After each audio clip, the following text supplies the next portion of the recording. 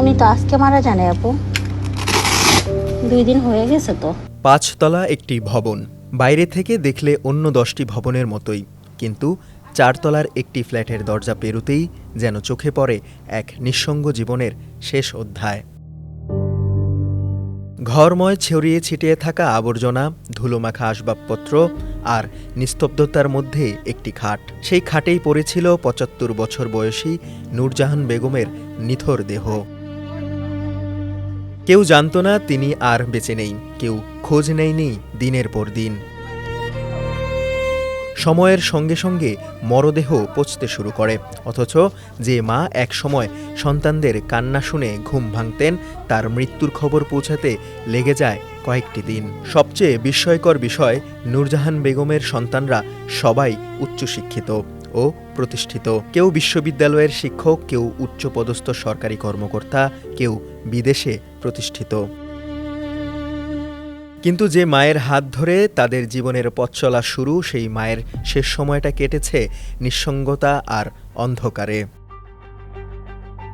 প্রতিবেশীরা বলছেন, এমন মৃত্যু শুধু দুঃখজনক নয়, হৃদয় ভেঙে দেওয়ার মতো, কারণ একজন মায়ের সবচেয়ে বড় সম্পদ তার সন্তান।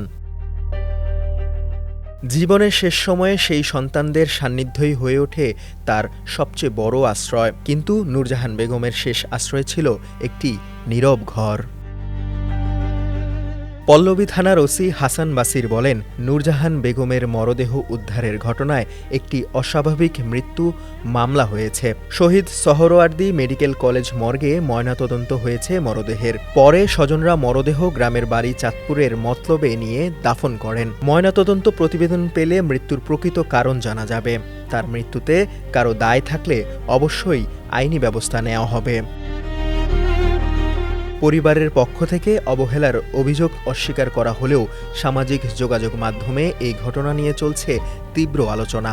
অনেকেই বলছেন, এটি শুধু একজন বৃদ্ধার মৃত্যু নয়, এটি আমাদের পারিবারিক মূল্যবোধ, দায়িত্ববোধ এবং মানবিকতার প্রতিচ্ছবি।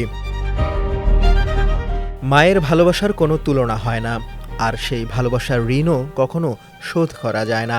মিরপুরের এই ঘটনা হয়তো আইন বা তদন্তের মাধ্যমে কোনো একদিন ব্যাখ্যা পাবে, কিন্তু মায়ের নিঃসঙ্গ মৃত্যুর যে বেদনা, তার উত্তর খুঁজবে সমাজ আরও অনেক দিন। শাহাদাত তনিম, ডেস্ক রিপোর্ট, সমকাল।